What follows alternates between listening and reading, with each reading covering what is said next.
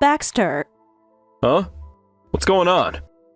my personal belongings, they're gone. They're nowhere to be found. Of course they are. I threw everything out. What? Why would you do that? You see, my son is graduating from college soon and will be joining the company. You're no longer needed here. To be honest, someone like you, an old high school dropout, isn't fit for my company. I can't have someone like you tarnishing the company's reputation. Better that you disappear before things get worse. But, Let me break it down for you, in a way even someone like you who dropped out of school can understand. You're fired. I've been nice to you, helping you with some of the tasks here and there, but now it's time for you to go. You should be grateful for that. wait a minute, you can't just say something like that all of a sudden. Why am I being fired just because your son is joining? It's simple. My son will take over your job. He's going to be the future CEO after all. I need him to handle big projects from the start so he can grow into the role. Wait, are you seriously going to have your son, a new employee, take over the work I've been doing? That's exactly what I'm saying. What's so hard to understand about it?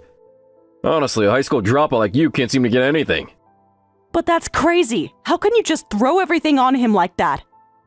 There's no reason my son couldn't do what you're doing. He's far more capable than someone like you. That's not the point. He doesn't even have any experience. So why would you? Listen, he's my son. Don't even compare him to someone like you. You're not even in the same league. Actually, calling you incompetent would be an understatement. This isn't even just my decision. He asked for it too. He asked for it. Yeah, he told me. Fire that old hag. She's such a pain. You used to act all high and mighty around him, didn't you? Wait, are you talking about when he came to visit the office? Exactly. What else could it be? But I wasn't being rude. I was just correcting him when he treated the employees poorly. You're telling me my son, the future CEO, shouldn't speak with authority? You really don't get it, do you? He's in charge, not you. But that's not what I meant. Even though he's your son, he can't just go around treating everyone like that. And you think it's a problem for him to speak directly? The kid's the future CEO. Of course he gets to order people around. It's natural. But that's just not right. You can't treat people like that. Who are you to judge? He's the boss, not you. The things you're saying don't even make sense. How could someone like you possibly understand? But that still doesn't justify firing me, just because you think your son can do my job better. You really don't get it, do you? My son was the one who asked for this. He said fire that annoying woman. And you wonder why? Because you were so rude to him, treating him like he was just another employee. No, that's not true. I was just trying to guide him. He wasn't respecting the other employees, and someone needed to say something. You actually think you have the right to lecture him? He's the future of this company. And you? You're just some underqualified dropout, so stop pretending like you can control him. But that's not fair. Just because he's your son doesn't mean he's above everyone else. You're still talking? You really don't get it, do you? He's above everyone else. The fact that you even question it proves how little you understand about this company. But still, firing me over this is too much. You can't just do it because of some personal issues between your son and me. You think that's enough? How about this then? You failed the company's biggest project. You let it crash and burn. You lost us millions. But that project, that was something you decided without asking anyone. It wasn't my fault. My vision was right, but you messed it all up because you're incompetent. If you'd done your job, that project would have been a massive success. It was perfect and you ruined it.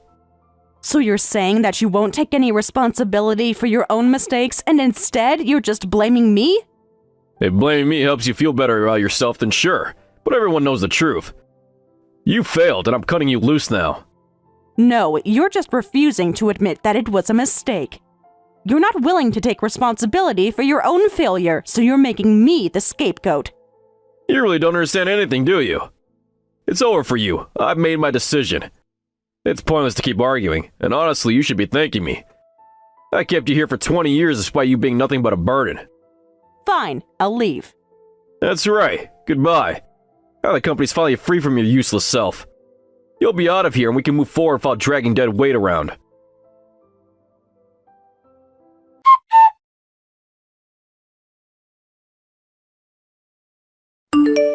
Gracie, I need to talk to you about something regarding the business deal. David, I'm really sorry, but I've been taken off the account. Wait, what? You've been taken off. That's the problem. I've been counting on you. It's not just because of the business, it's because of you. I'm glad to hear that, but But it's odd, isn't it? For someone like you who's so reliable to suddenly be taken off the account, I would have thought you would have told me beforehand. I'm sorry. No, I don't mean to sound like I was blaming you. I'm just confused. Could it be that something happened? Was there a problem? Oh, David, you're sharp as always. It's embarrassing to admit, but I've actually been let go from the company. What? How could that happen? Well, I had a bit of a falling out with the president. Falling out? Not exactly a falling out, more like it was a one-sided thing. I'm sorry, this probably isn't something I should be telling you about. I really don't want to cause you any trouble. Gracie, please, stop being so formal with me. You know, I have a little time now. Do you? Time? Well, I do have some time, I guess. Perfect. Then even though it's a little early, why don't we go get something to eat? I'd like to hear more about this. But I don't want to burden you, especially with something so trivial like this. You're the CEO of a major company. I'm the one who wants to hear about it. Well then, if you insist.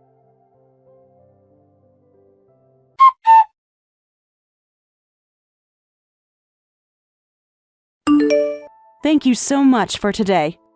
Talking it through with you really helped me feel a lot better. My pleasure. I'm glad you could share it with me. And honestly, Baxter, he's something else. I always thought he had a bit of an inflated ego, but to fire you? It's foolish, really. Foolish, huh? I'm not joking, Gracie. I mean it. He made a huge mistake. But when I think about it, it's true that I'm a high school dropout. And I didn't exactly bring the project to a successful conclusion either. That doesn't matter. Your education doesn't define your abilities. Well, I was the only high school dropout there. With the company being what it is, I guess some level of formal education was expected. What are you talking about? The reason that company grew so much is because of you. If it weren't for you, it'd probably still be just another small-time operation. Worse, it'd have gone bankrupt by now. Thank you. To hear that from you, it means a lot, even if you're just being polite. I'm not being polite, I'm being honest. Everything I said is from the heart. But you know, in a way, this whole situation worked out for the best. For me. Wait, what do you mean? You're saying that me getting fired worked out for the best? Actually, now that I think about it, during dinner you seemed a little off. I don't know, a bit distant? Were you worried that maybe I didn't like you? What? No, that's not it at all. I thought maybe I just misunderstood something. Or maybe you just didn't want to hear it. After all, you're the CEO, and, well, I'm just... No, it's nothing like that. I've been meaning to say this for a while. Gracie, I've wanted to bring you on board for a long time now. But I always knew you were too loyal, too tied to your current company. I figured that no matter what I made you, you wouldn't leave. Wait, what are you saying? But now with all this happening, I don't have to worry about that anymore. No more barriers, no more hesitation. You wanted to bring me on board? But why now? Well, it's simple, really. Now there's nothing stopping me from offering you a position. I don't have to worry about you turning me down because of your old company. You're free now. So, Gracie, will you work for me? David, are you serious? After everything that just happened? You want me to come work for you? I've never been more serious. I know what you're capable of. I've seen it firsthand. You're exactly what my company needs. But it feels wrong, David. After everything that's happened, my old company. I understand how you feel, but think about it. This is your chance to be somewhere where you're truly valued. I know you're capable of so much more than they ever let you do. You deserve this. I don't know. It's all just happened so suddenly. Take your time, Gracie. I'm not rushing you. Just know that I've wanted this for a long time, and I'm offering you a chance. A real opportunity. All you have to do is say yes.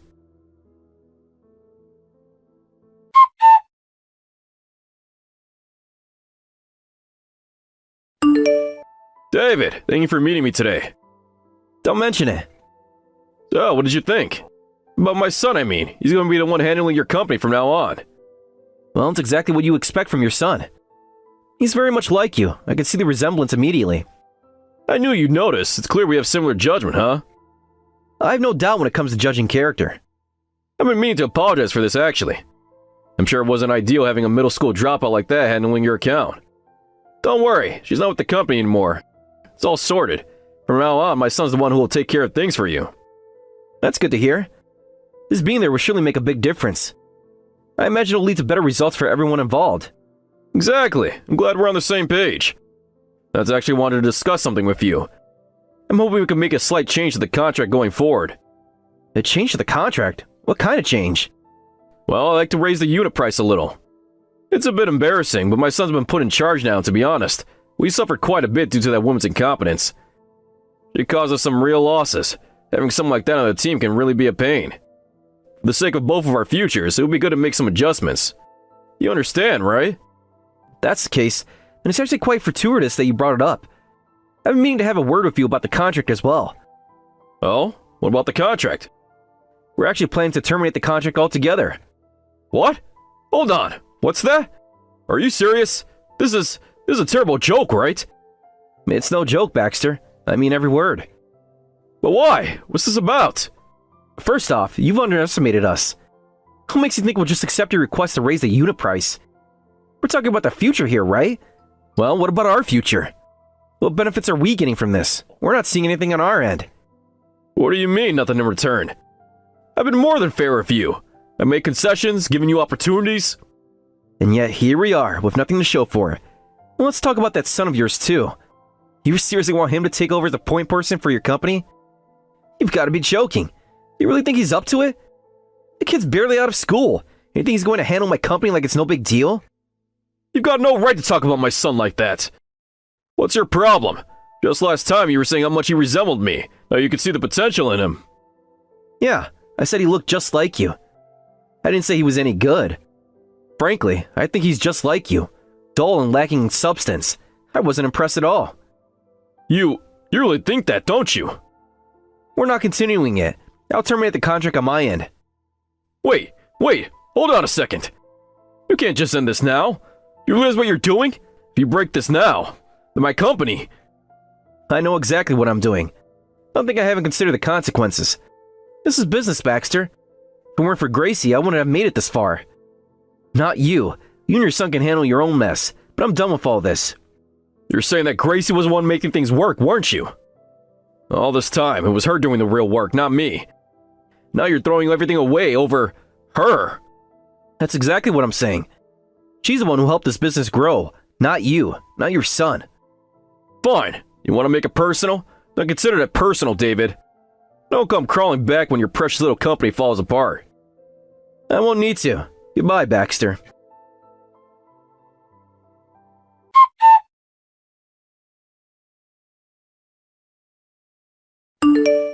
Hey, what the hell is going on? What do you mean? Since I fired you, more and more of our contracts have been getting canceled by clients. Now employees are quitting one after another. Oh, is that so? What kind of reaction is that? You're acting like it's none of your business. Well, it is none of my business anymore. Don't mess with me. Where are you right now? Get your ass back to the company immediately. Why should I? What do you mean, why? You should come back because I'm ordering you to. No, I won't. I'm busy here. Are you defying me? Are you going against your president's orders? You're not my president anymore, though, are you? What the hell are you talking about? I'm still your boss. I'm offering you a chance to come back. I'm saying I'll rehire you. Oh, really? That's so generous of you. If you want to work under me again, then you better hurry up and get over here right now. Fine.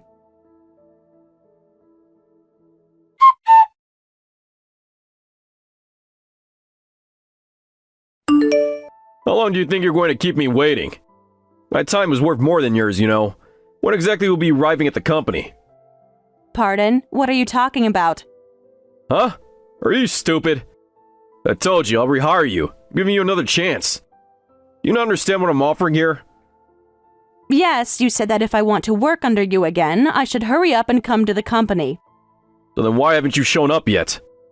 What's the holdup? You should be on your way here by now. I don't want to work under you anymore. So no, I'm not coming. What? What do you mean? I employed you for 20 years. You're forgetting that, aren't you? You're the one who fired me, so what are you trying to say now? Damn it! Don't be so ungrateful. I'm telling you that I'll take you back. I'm offering you another chance, and you're just going to throw it all away? You really think I'd want to work under you after you fired me? How pathetic. You seriously think I'd come crawling back? I'm not asking you to crawl back. I'm offering you a job, and you should be grateful. You know how hard it is for someone like you to find work? No one will hire you now, so you better accept it while you can. Can't refuse this, Gracie. Can't find a better opportunity anywhere else. Do you really think I need you? I've already found my next job. It's done. I'm not going back to you. What are you talking about? You're lying. There's no way anyone would hire someone like you after everything that's happened. Do you think I'm an idiot? You know, it's actually funny you say that. After everything that's happened, you're the one who's the idiot, don't you think? You're impossible. You're just making excuses. You think anyone else will hire you? You'll be stuck with nothing. You should be thanking me for even offering you this chance. You should be grateful that I'm willing to take you back. You really don't get it, do you? I'm done with you. You've made your bed, now you lie in it. I'm not some pawn for you to control anymore. Don't be so dramatic. A supermarket job or something, right? That's more fitting for someone like you, a middle school dropout. Not like you could handle anything better. At least it'll teach you your place in the world. You can thank me for this chance. You've humiliated me enough, don't you think? How much further are you going to take this before you realize you've lost control? What are you talking about? I'm just telling you the truth. You'll be working a low-level job just like you deserve. It's reality, Gracie. You're not as high and mighty as you think. And do you think you have the right to treat me like this? You think you can belittle me forever? Well, let me set you straight. I'm going to work for someone else now. Someone who values me. The company I'm working for? It's David's company. David? What do you mean? What does he have to do with this? It's not about what he has to do with this, Baxter. I'm talking about my new job at David's company. That's where I'm going, not back to you. You're lying. There's no way anyone like you is going to get hired by David. You're just making this up. What would they want with you after everything? I'm not making it up. It's already a done deal. I've moved on. You can't keep dragging me back, and you can't keep using me like a tool. What? Think anyone would hire someone like you after all this? What is wrong with you?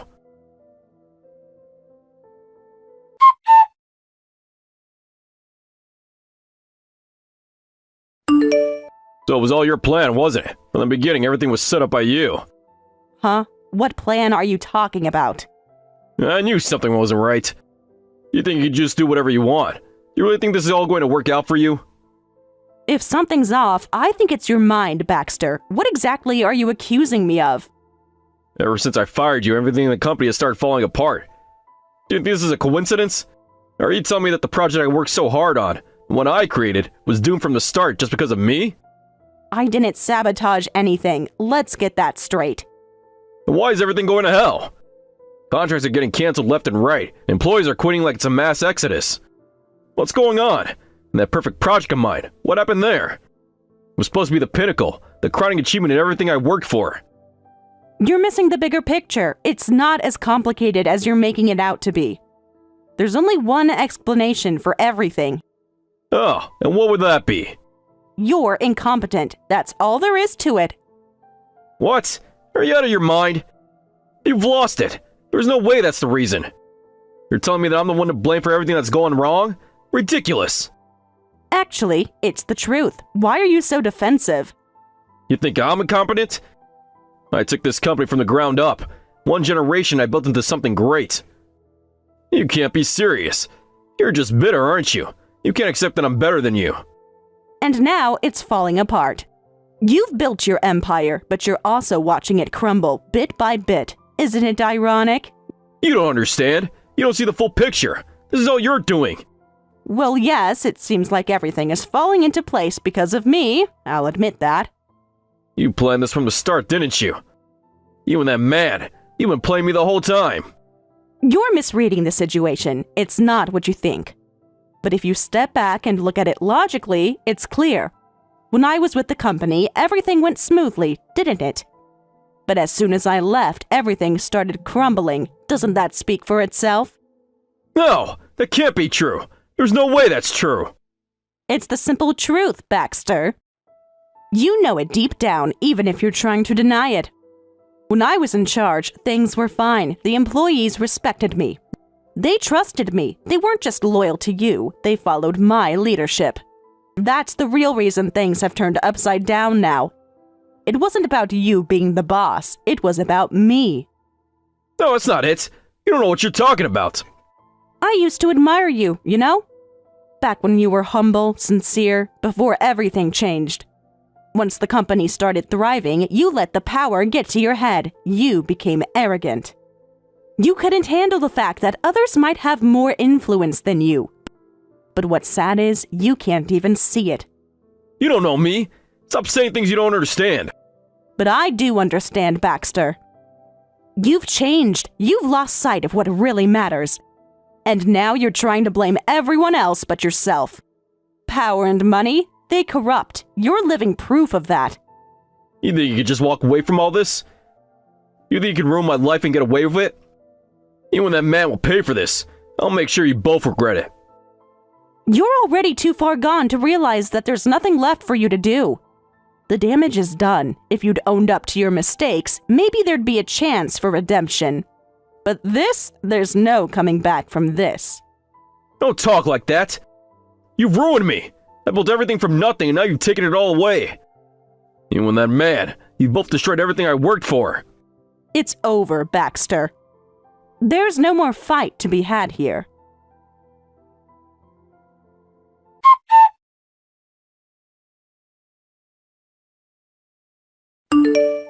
Why the hell should I be the one getting sued? I worked my ass off for this company, and now you're going to make me the bad guy? For wrongful dismissal, harassment, and the compensation for personal belongings you carelessly discarded.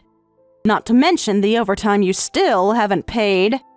I'm only claiming what I'm owed. Is there a problem with that? You've got to be kidding me. Now I'm the victim here, and you're somehow turning this around on me? What kind of joke is this? You're still playing the victim? Weren't you the one who stormed into the police station only to be sent away empty-handed? You tried to pursue this in civil court, but they didn't even give you the time of day.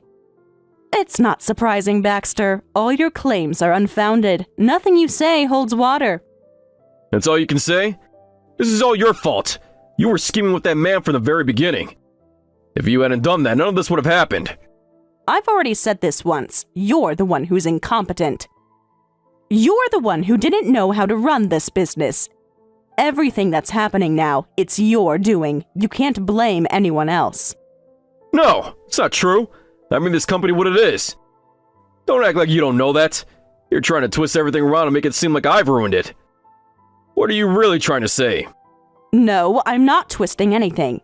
You had your shot and you blew it, and now it's crumbling. Look, here's the thing. When I was working for you, everything ran smoothly. As soon as you kicked me out, it all started falling apart. That says a lot, doesn't it? Don't say that. It's impossible. You can't just come in here and rewrite history. It's not that simple. You might not want to hear it, but it's the truth. When you were still relying on me, things were going well. As soon as I was out, everything started going south. Now you're here blaming everyone but yourself, but deep down, I think you know it's true. No, no, no! That can't be! I built this company with my bare hands. I made it what it is. And you're the one who left. You're the one who caused this mess. That's where you're wrong. You think this company is your success? The truth is, it was never really about you. You just got lucky, and when it came time to truly lead, you couldn't handle it. And now you're too stubborn to face the consequences. Are you telling me that after everything I've done, you're blaming me for all of this? You're just trying to tear me down. You've been planning this from the start. Yes, maybe I am trying to tear you down. But the truth is, I've been more than patient with you.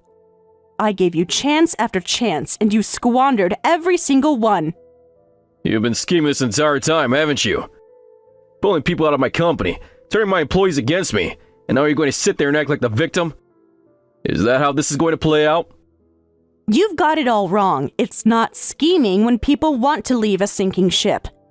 And honestly, do you blame them? You're the captain of this ship, and it's clear you're headed straight for disaster. So yes, they came to me. They saw the reality and they wanted something better. Nothing underhanded about that. You're calling my company a sinking ship? After everything I built, this is how you're going to speak of it? Well, it's the truth, isn't it? The company's not sinking because of me. It's sinking because of you, because you didn't know how to keep it afloat. When you cut me out, that was the beginning of the end. You can't possibly be this delusional. I did everything for this company, and you're just going to throw everything I built in my face? If you had built something that was solid, it wouldn't be crumbling now, would it? This is the reality you're living in. I know it's hard to accept, but maybe it's time to face it. Maybe it's time to let go. Let go? I'm not letting go of anything. I'm going to rebuild. I'm going to prove you wrong. You and that bastard are going to see. This company's still mine, and I'll make it grow again. You can keep telling yourself that, but the truth is, you've already lost. You just don't know it yet. You think you won? You think you've got it all figured out? You think you can just take what's mine? Honestly, Baxter, you've had your chance. You blew it. And as for taking what's yours, you really think anyone's going to want to follow you after all this? You've burned every bridge. You've taken everything from me. You and that man. You're going to pay for this. I swear to God, I'm going to destroy you both. You can't just walk away from this. You can try, but all you'll do is make it worse for yourself. I've already won, and deep down, you know it.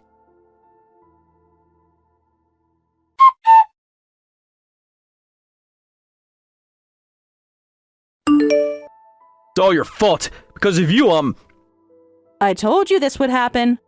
Are you really that stupid? No, wait, I guess you are. With that reckless approach of yours, there was no way it was ever going to work out. You were the one pulling strings behind the scenes, sabotaging everything. There's no way this would have turned out like this if it weren't for you. You keep saying that, but I've had better things to do than meddle in your business. Honestly, I couldn't care less about your company. Don't bother reaching out to me again. Wait! What now? You can scream all you want, but it won't change anything. I've heard the rumors. Your company's practically a done deal, right? Don't remind me. I already know that. So what's your point? You've been getting along with that man, David, haven't you? Yeah, I'm lucky to have built a good relationship with him. Then you could talk to him for me. Convince him to take me on as an executive. Are you serious? After everything you did to me, you think you can ask for a favor like that? You really have no shame, do you? You really do have a victim complex, don't you? Fine, let's say you weren't behind the scenes pulling the strings, though that's obviously not true.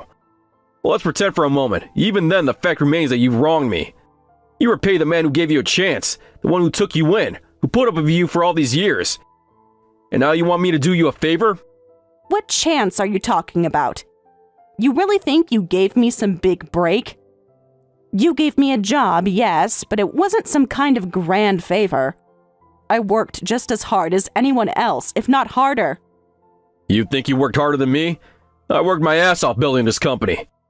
I took you in, a high school dropout, and helped you rise up for 20 years.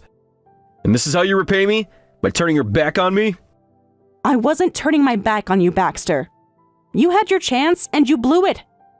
You became so blinded by your own ego that you couldn't even see it. You think I owe you for the opportunity you gave me?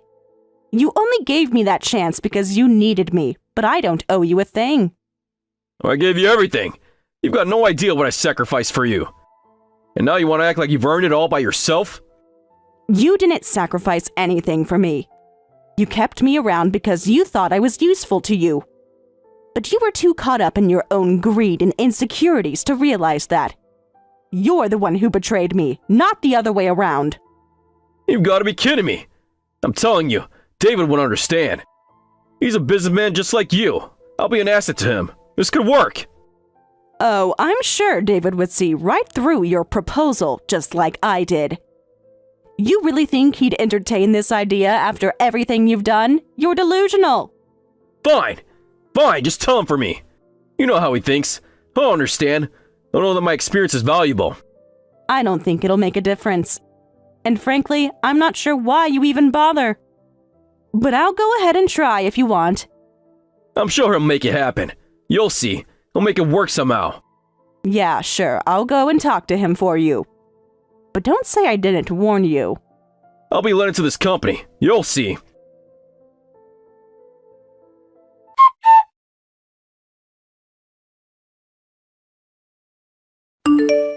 I've received a reply from David.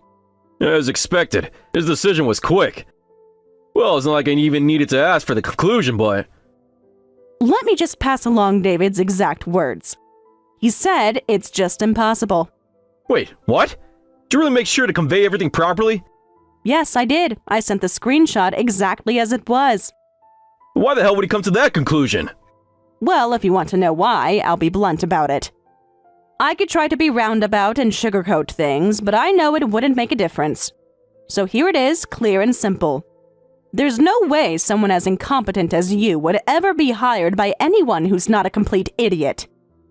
You think that's harsh? Well, tough luck. It's the truth.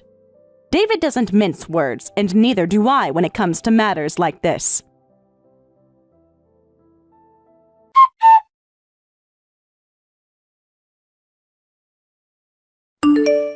The company he originally worked for went bankrupt almost overnight, with little resistance or struggle. The president, forced into personal bankruptcy, lost everything, every asset, every piece of wealth he once possessed. It was as if everything he had built was wiped away in a blink of an eye, leaving him with nothing but his name and the ashes of his former empire. Yet, for a while, he still held on to hope. There was a certain kind of defiance in his spirit, a resilience that pushed him to keep trying. He attempted to rise from the ashes of his failure, seeking out familiar faces in the business world. He went around asking people to hire him, hoping someone would take pity and offer him a position on their board. He needed something, anything to cling to, something to prove that he wasn't completely defeated. But, as I had predicted, no one was foolish enough to take him on. It didn't matter who he knew or what influence he had once held, no one was willing to hire someone who had failed so spectacularly. Every door he knocked on slammed in his face, one after another. He had no qualifications anymore, no real position in the world. His reputation, shattered beyond repair, meant nothing in the face of hard reality. His desperate pleas for work, for some semblance of dignity, were met with rejection. Of course, his son, the one who had so confidently projected the future of the company, fell just as hard, if not harder. He had been groomed to take over, to step into his father's shoes and lead the business with the same arrogance that had characterized his father's tenure. But within mere months of his father's fall, the entire business crumbled and the young man was left with nothing, his high hopes dashed, his future uncertain. It was a heavy blow, and the impact hit him hard. You could see it in his eyes, the weight of failure, of being the heir to nothing but ruin. What stung even more was how he had once treated his friends, the people who had not shared his privilege or his arrogance. He had enjoyed belittling them during their university days, gloating over their lack of success while he was on his high horse, basking in the warmth of his father's business. When his friends found jobs, he would mock them, calling them cogs in the machine, belittling them as if he were somehow above it all. He found joy in their struggles, in their lack of power, thinking that his father's wealth would always keep him safe. But now, facing the reality of life without the safety net of his father's company, his pride became a prison. There was no way he could humble himself enough to find a regular job. How could he go from being the arrogant heir to being just another employee? It was beneath him, and his ego refused to let him stoop so low. The humiliation of it all was too much for him to bear. In the end, the young man retreated into himself, withdrawing from the world entirely. He became a shut-in, hiding from the reality he had once been so eager to conquer. The walls of his room became his fortress, and the outside world, with its judgments and expectations, became something he could no longer face. He sank into a kind of isolation, cut off from everything and everyone, unable to reconcile his past with his present. Chris, why did you suddenly say something like that? Do you really want to get a divorce as badly as you made it seem? Suddenly? You think it's sudden? That's just your perspective. You really don't realize it, do you? You're the kind of person who has no clue when they're being abusive. And that is why I finally found courage to leave you. Abusive? Me? What are you even talking about? Don't play dumb. No, honestly, you probably don't even realize you've been abusive. But I've been suffering under your behavior for so long. Wait a second. I admit there were times I was harsh on you. But it went both ways, and I don't think I ever did anything so bad that you could call it abusive. That's exactly it. That's your version of the story. Even when I told you I was exhausted and barely holding on, you still demand I do chores. You didn't even wash my clothes in the laundry. You kept yelling at me to earn more money. And then you stopped cooking meals for me altogether. With treatment like that, how could I not start thinking about divorce? What are you even saying? Hold on a minute. Yes, I guess that's how it ended up, but before it got to that point, I told you plenty of times, didn't I? I told you there was an order to the laundry and to stop randomly using the machine. But you ignored me and used it anyway, so I had to stay up late to wash the things that really needed to get done. That's why I stopped doing your laundry and told you to handle it yourself. It's just laundry. Let me use the machine whenever I want. The fact that you try to micromanage something as basic as this is awful. It's not micromanaging. It's about scheduling. Housework isn't something you can magically shorten. It's a huge workload every single day. While one load of laundry is running, I'm doing other tasks. Then, when it's done, I hang it up. How can you not understand this after living with me for 30 years? Shut up. That's just because you're slow and inefficient in everything. Slow and inefficient? How dare you say that? You don't even help with the housework, and yet I've been doing all this while holding down a job. And as for the money, I only told you to stop wasting it. If you're going to spend that much, at least earn enough to cover it first. Stop acting like you're some kind of victim here. I'm the one who's been suffering. Rhonda, please, just let me go already. Divorce me. Living with you makes my life unbearable. I'm at my limit. If this continues, I'll end up with nothing as more than your puppet, losing all sense of myself.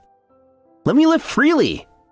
How selfish can you be? This isn't about control. I was trying to work with you as a partner. We've been together for 20 years. Does that mean nothing to you? It means nothing. Actually, I hate you. What? I've always hated you. If I'd known what living with you would be like, I should have divorced you ages ago. I should have claimed my freedom years earlier. That way I wouldn't have wasted 30 years of my life with you. Wasted? I see. So to you, the time we spent together was nothing but a waste. If that's how you feel, fine, but don't regret this decision. There's no way I regret it. Fine, in that case, let's get divorced.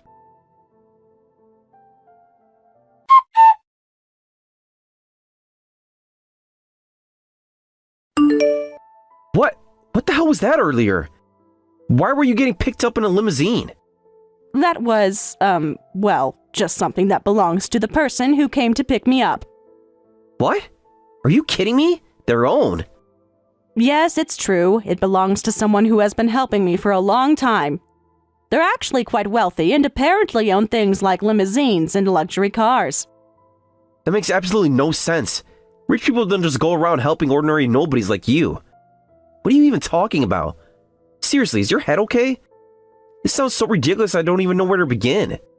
Honestly, I panicked when I saw the limo pulling up outside. I thought for a second it might actually be something impressive. But no, of course. It's just one less petty jab at me, huh? One final stunt to try to get under my skin. You really couldn't resist, could you?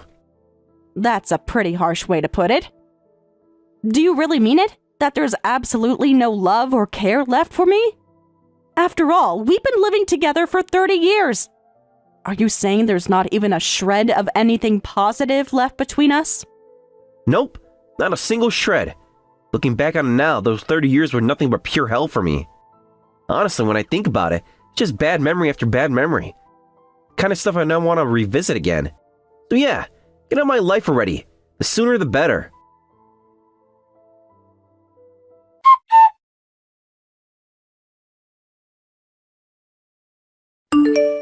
Rhonda!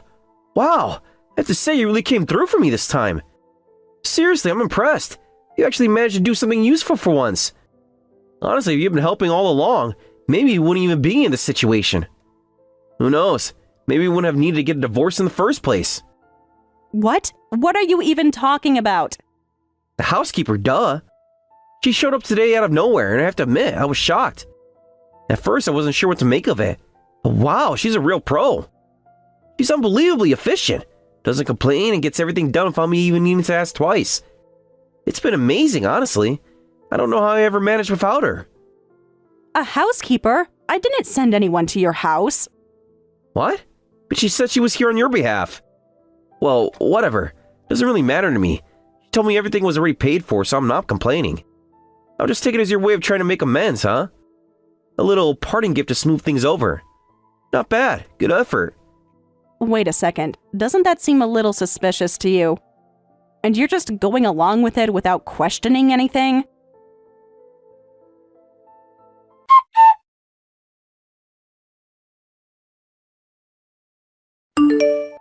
So, I just got a text from him about something. This wasn't you, was it? Oh, it absolutely was me. I knew it. What are you even thinking? What are you trying to pull here? What do you mean, what am I thinking? I simply thought it would be a good opportunity for him to realize just how much you've done for him over the years. Don't worry, I'm not doing anything illegal. It's all legitimate. I'm providing proper housekeeping services and everything is above board. There's no need for you to stress about it, okay? Stress? You've got to be kidding me, Lacey. How am I supposed to not stress about something like this?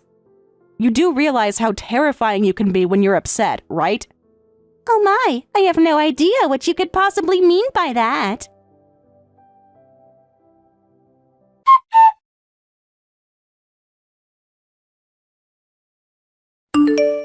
Hey, can you get in touch with that Lacey woman? She just vanished all of a sudden. Oh, so now it's convenient to contact me? You unilaterally divorced me, yet you only reach out when you need something. How ridiculous. I don't believe I owe you any kind of response. Shut up! You're the one who sent her, so you're the only one I can ask. I've been trying to contact her, but she's ignoring me. For the last time, I told you I didn't send her. Why don't you get that? Anyway, what do you need from Lacey, and what exactly do you mean by disappeared? She just stopped coming out of nowhere. Until yesterday, she was handling all the housework and everything else for me. Well, I guess it's time for you to start taking care of things yourself then. Don't be ridiculous. My relatives are coming over in 5 days. Yes, the famously perfectionist parents of yours. I can see why that might be a problem. Exactly. Can you imagine what they'll say if the house was in shambles? This is all your fault. That helper you sent did a half-baked job, and now I'm left in the lurch. You should come over here and take care of the cleaning yourself. Excuse me? What are you even talking about? Have you lost your mind? Why would I come over to help you? And need I remind you that, according to you, I'm the woman who supposedly tormented you for 30 years with emotional abuse? Why are you even thinking about asking for my help? Isn't that completely contradictory? Normally, you wouldn't even want to speak to someone like me, let alone rely on them. That's, not the point. Let me guess, you told your parents that everything is perfectly fine at home even after the divorce, didn't you? Just like always, you've been putting on a facade to maintain appearances. Back when we were married, you loved playing the role of the perfect husband who could manage everything, including housework. Meanwhile, I was the one doing all the actual work. Hey, I helped out with housework sometimes. Oh, is that so? Then you should have no problem handling things on your own now. Don't drag me into this, although, to be honest, I doubt you'll manage. A man who couldn't even put a single sock in the laundry basket when asked repeatedly isn't exactly cut out for household chores. Damn it, you're absolutely useless. Coming from you, the most incompetent person I've ever known, that's a laughable thing to say.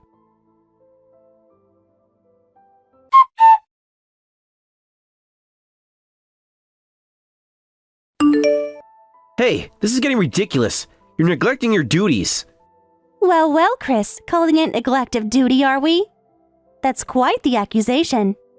Finally, you decide to reply. Took you long enough. Now get back here and finish the housework already.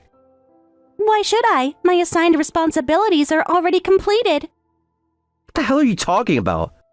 My role was to organize Rhonda's belongings and take them out of the house. That's all. The housework I did was incidental, as keeping things tidy was necessary to complete my primary task. Wait a minute. Are you saying you weren't even hired as a helper? I never said I was. If you recall, I clearly explained at the beginning that I was there at Rhonda's request to sort and pack her things. I never once claimed to be a housekeeper, nor did I enter into any kind of labor contract with you.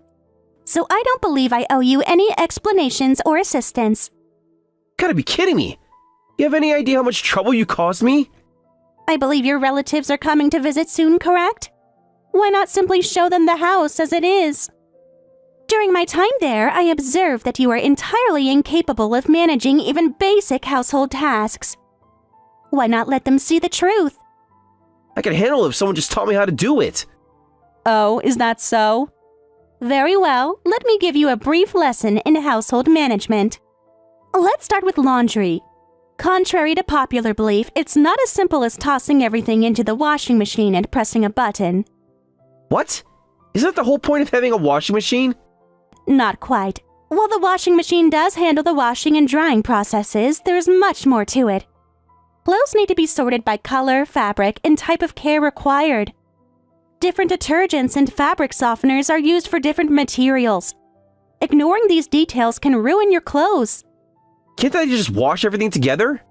Oh no, if you do that, you risk colors bleeding, fabrics shrinking, or clothes becoming wrinkled beyond repair.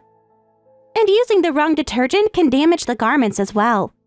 You also need to plan the order in which you wash items, especially if you have limited time or space.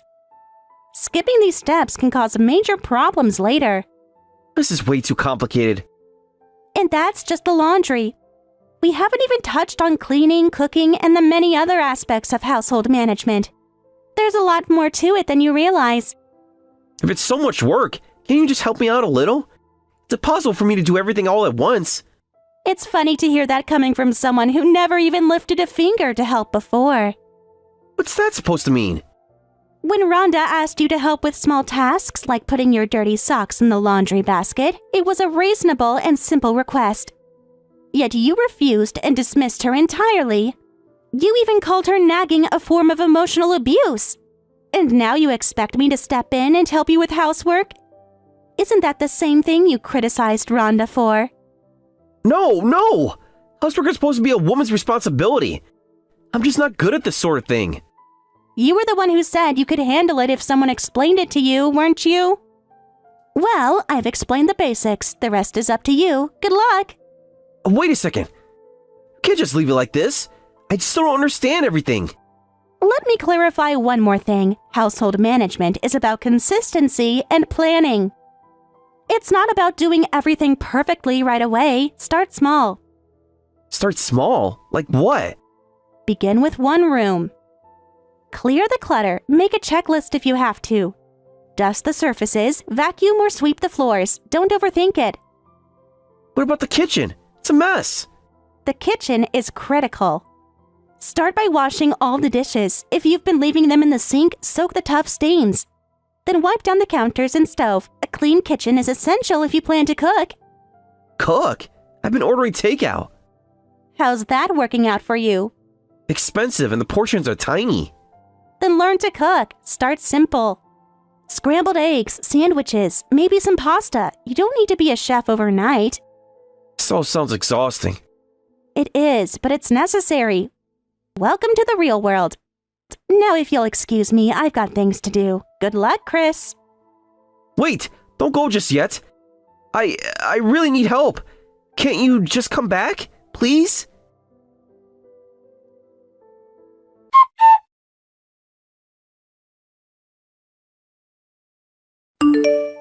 Damn it! Because of you, I ended up in a huge embarrassment.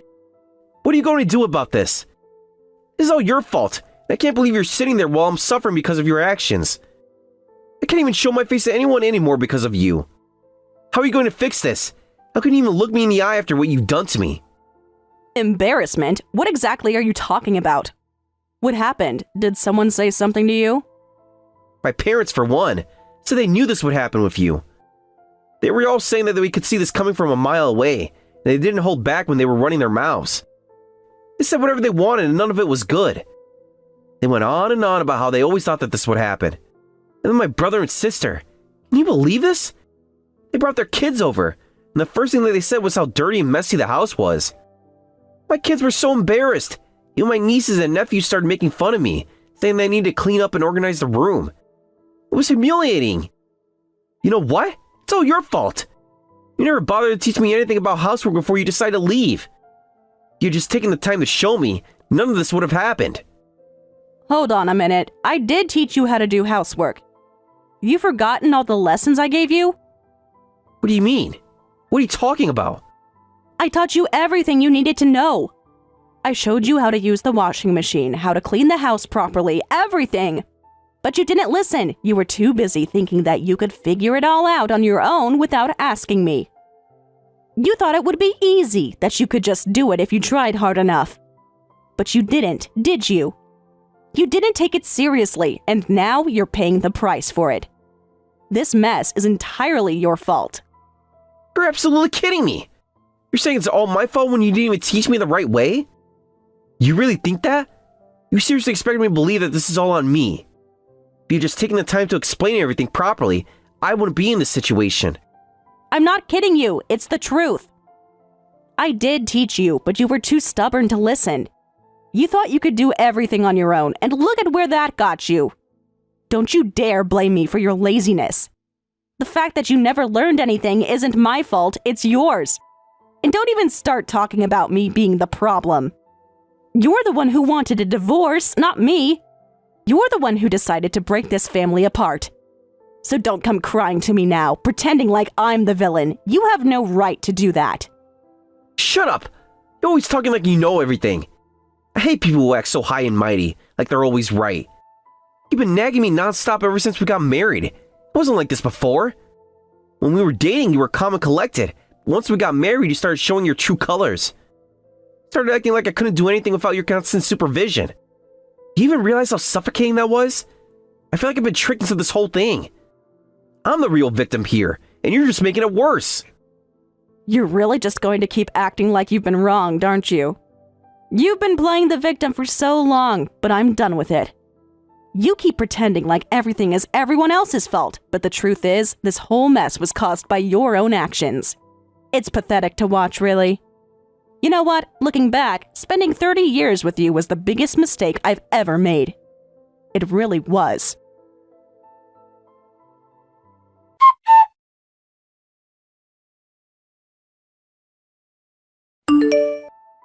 Damn it! What the hell did you do to me? Now because of you, I've lost everything. I can't even keep my job at the company anymore.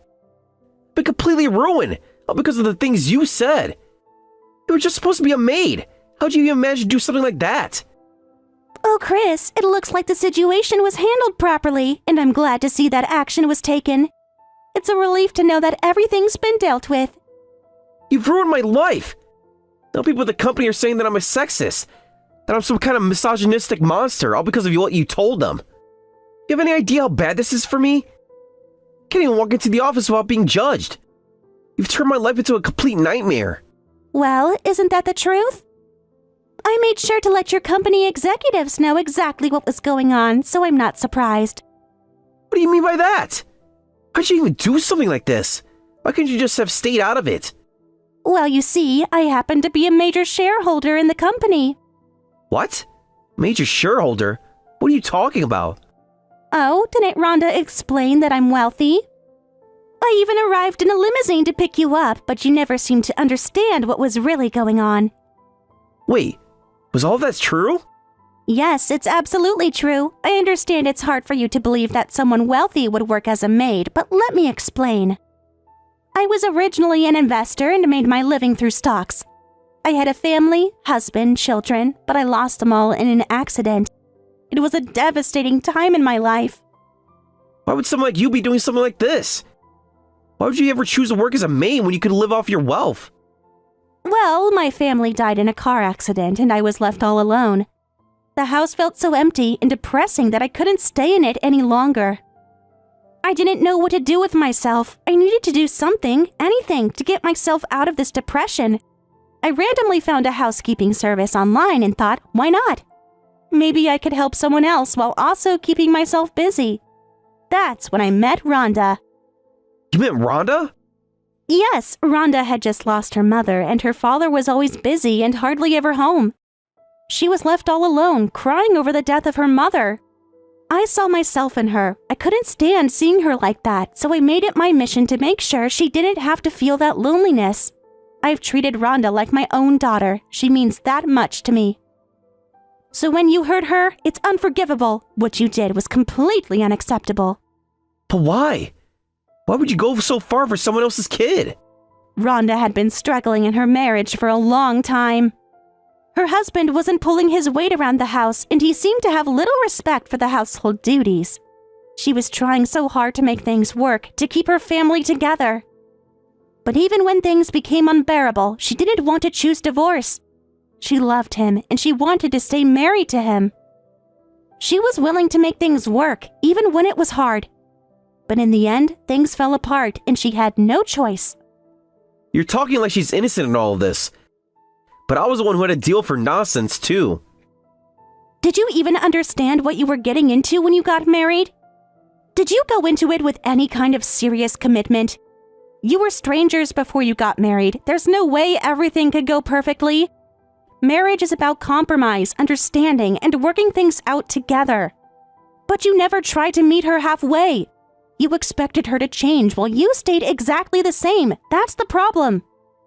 But why the hell did you report me to the company? Why make it public? It was a private issue between a husband and wife. Because someone who thinks they are the only victim and tries to destroy others for their own benefit will cause harm to the company. People like that are usually already disliked in the workplace long before they're called out. And you've been pushed to the edge, haven't you? That's why you're stuck in the corner of the office, getting gossiped about. Everyone believed my report, and that's the proof. Damn it! Why is this happening to me? I haven't done anything wrong. Why is everyone blaming me?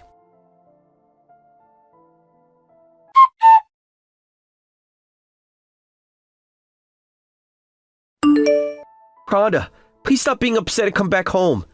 I know we've had our misunderstandings, and things have been tough lately. This doesn't have to be the end. I feel so lonely now. I just can't bring myself to believe that it's truly over. After 20 years of us building something together, is it really that fragile? Can everything we worked for just fall apart over something so small? Was it really that easy to break? Was everything that we had just an illusion? Please, Rhonda, just listen to me. Talk to me. This can't be the end of everything we built, everything we shared. Been through so much together. How can we just throw it all away? You know, when we first met, everything felt so perfect. It was like we could conquer anything together. There was so much promise in our future, in our dreams, that we had a lifetime ahead of us. But now, it's like I don't even recognize you anymore. You've changed in ways I can't understand, and you don't know how painful it's been for me. I've made mistakes. I'm not perfect, but I'm truly sorry for them. I can't lose you. Please, Rhonda, don't let it end like this. I can't bear the thought of living the rest of my life with this kind of regret. Please come back. It's interesting, though, isn't it? The way you've started sending these messages. You've always been so careful with your words, so measured in how you communicate. But now, just like anyone who's been backed into a corner, you've turned into someone else. You're trying to play the Romeo now, using words to fix things, just like all the other men who try to salvage relationships when it's already too late. No, this isn't about trying to play games. I'm truly sorry, Rhonda. I regret everything. My feelings are real. I'm not using this as a way to manipulate the situation. You're trying to make me believe that, but I see through it. I see exactly what you're doing. You've been mocked by your family, you've been rejected by your coworkers, and now you're looking for someone, anyone, to understand you. You come crawling back, hoping I'll be the one to save you from the mess you've made. But it's too late for that. You can't just expect me to be the person you run to when things go wrong. You've pushed me to the edge. No one will accept you the way you want them to, not anymore. Everyone can see the truth of what's been happening between us. No one cares about you like they did before. That's not true. You can't say that. You know what we've been through. 30 years, Rhonda. 30 years of building a life together. You can't just throw that away. For 30 years, I've been the one carrying the burden. Forget that. It hasn't been a one-sided effort. Marriage isn't something that should be treated lightly or discarded. I stayed year after year because I was committed. I gave everything I had to this relationship. But now I can't keep going. I've reached my breaking point. This can't continue. You pushed us here, Chris. You made the choice, and now you need to take full responsibility for what's happened. Responsibility? What do you mean by that? I'm filing for alimony, and I'm filing for emotional abuse. What? Alimony? Why would you do that now? After everything we've been through? You're the one who decided to end our marriage. You're the one who kicked me out of our home. And you think I'm just supposed to walk away from everything? I've been keeping track of everything. Everything you've said. Everything you've done. I honestly didn't want it to come to this, but I've been writing it all down. Every emotional manipulation, every insult, every argument. It's all there, right alongside the good memories we shared. You can't just erase that. You can't make me forget it. No way. You can't be serious. You're not really doing this. Are you really going to turn your back on me like this? After all these years, after everything we've been through? Feel sorry for you? You honestly think I should feel sorry for you? After everything you've done? Yes, that's exactly what I thought you'd say. But the truth is, no one feels sorry for you, Chris. Your family is ashamed of you. Your coworkers are talking about you behind your back. No one is standing by you, not like they used to. Everyone can see through it. That's not true. You don't know that. Yes, it is true. It's obvious to everyone but you that this is your fault. The emotional abuse, the manipulation, the way you've treated me, it all came from you. You need to wake up and face the truth. No one feels sorry for you. Not a single person.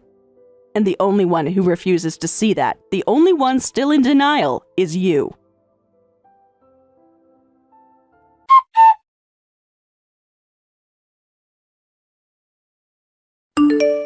Lacey, I don't know how to thank you. You even covered the lawyer's fees. When everything settles, I'll make sure to pay you back. It's nothing really. If rich people don't spend their money, the economy won't grow, will it? But more than that, I care deeply about you. I wanted to help you move forward without any lingering resentment. Thank you so much. Honestly, I've never had anyone like you to rely on. My relationship with my dad is complicated, and my mom isn't around anymore. I've always been on my own, in a way. Well, I can't replace your mother, but I'm so glad I could be someone close to you, someone who cared for you like family. Actually, there's something I've been meaning to ask. Would you consider living with me? With you? Yes, I've been thinking about it a lot. I want to repay you for everything you've done for me. I know you're not my mother, but to me, you're more important than that. When I was a child, I didn't have to face loneliness because of you. Now, I don't want you to be alone. I know I won't be able to match your income, but... Rhonda, thank you. That means so much to me, to think we could live together again. What a wonderful proposal. I had always thought that I would just spend my old age quietly by myself, but now it seems like there's so much more to look forward to. Wait, don't say old age. I still want to spend so much more time with you. I don't want to think of it like that. Rhonda, are you sure about this? I don't want you to feel like you're doing this out of pity for me. I want you to know that whatever you decide, it's because you want it, not because you feel obligated. No, it's not pity, Lacey. It's about love. I love you, and I want you to feel the same way I do. I don't want you to feel alone or abandoned. You've been there for me when I needed it, and now I want to return the favor. I want to be there for you too. But what if it's hard for you? What if it gets difficult and you start to regret your decision? I don't want to be the cause of your unhappiness. I'm sure of this, Lacey. I know we'll face challenges, but we've faced hard times before, right? And we've always made it through. I believe in us, and I believe we can make this work. Let's give it a try. Are you certain? Yes, I am. I want to do this. I want us to be together, and I want you to feel loved and appreciated. I want to help you. We're family now, and family doesn't leave each other behind. Rhonda, I can't tell you how much this means to me. I've been so alone, so isolated in recent years, but now with you, I feel like I finally have a chance to make things right. I'm not sure what the future holds, but I know that with you by my side, I'm not afraid of it anymore. You won't be alone, I promise. We'll face whatever comes together.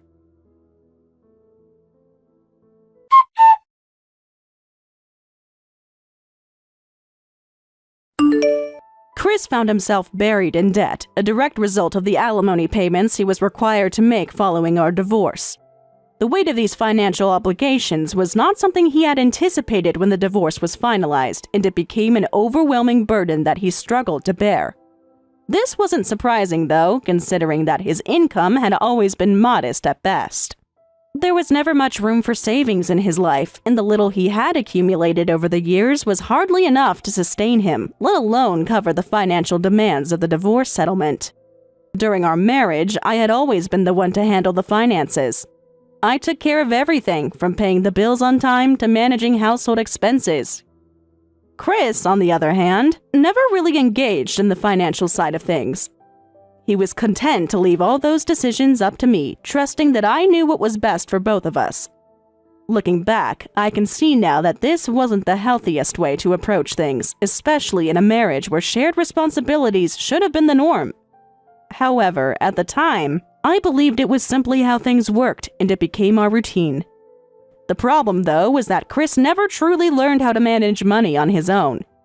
He wasn't involved in the planning or the budgeting, and when things went south, there was no foundation in place for him to fall back on. The aftermath of our divorce was a harsh reality check for Chris. The alimony payments he was required to make were far more than his income could cover. With no savings to speak of and no experience managing his finances, he turned to credit to make ends meet.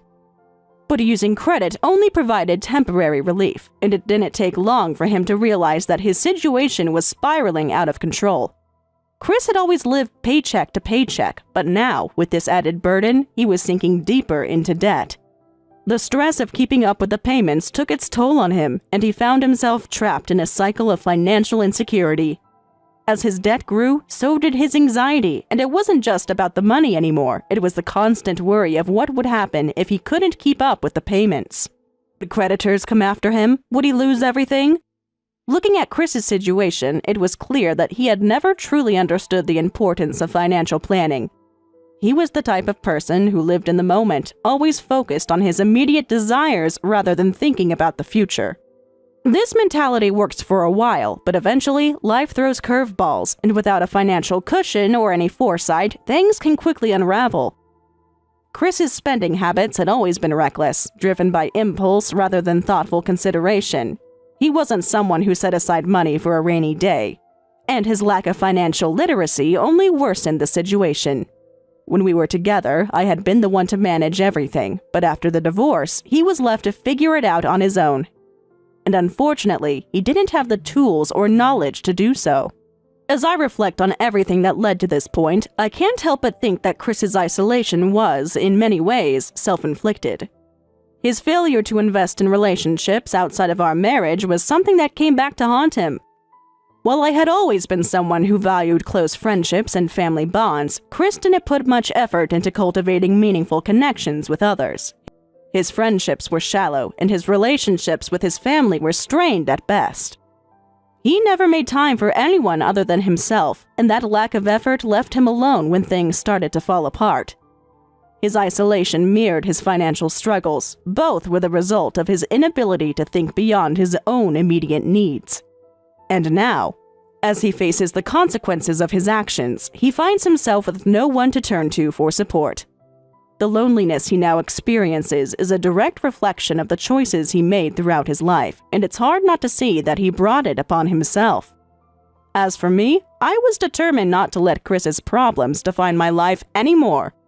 I had spent enough time feeling weighed down by the past, and I wasn't going to let his financial mess continue to impact me. I wanted to move forward, to create a life that was more fulfilling and centered on my own happiness. It was time to embrace a new chapter. That's when I made the decision to move in with Maggie. We had been friends for a while, and our relationship had grown into something deeper. Living together was a natural next step, and I couldn't have been more excited about the change.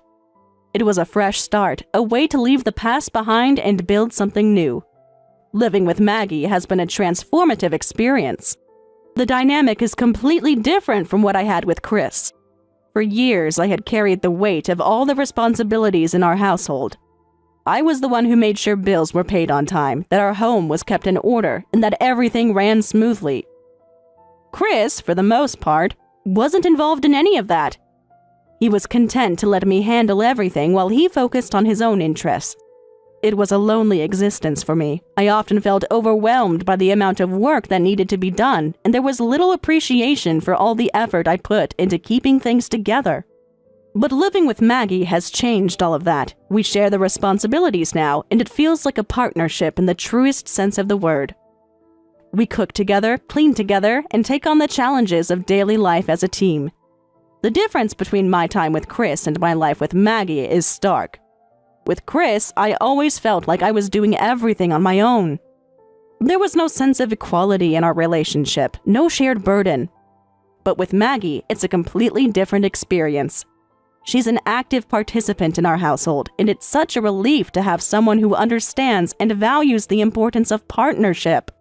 We support each other emotionally and practically, and there's a sense of camaraderie that I never experienced with Chris. It's a beautiful thing to have someone who is equally invested in the well-being of the household and our relationship.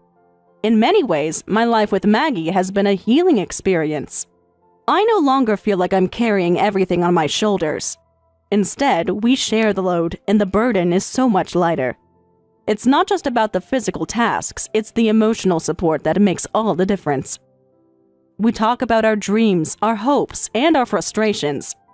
We laugh together, and we offer each other reassurance during tough times. I never realized how much I needed that kind of emotional connection until I experienced it with Maggie. It's the kind of support I had been longing for, but never had with Chris. While I am happier than I've ever been, I can't help but wonder what the future holds for Chris.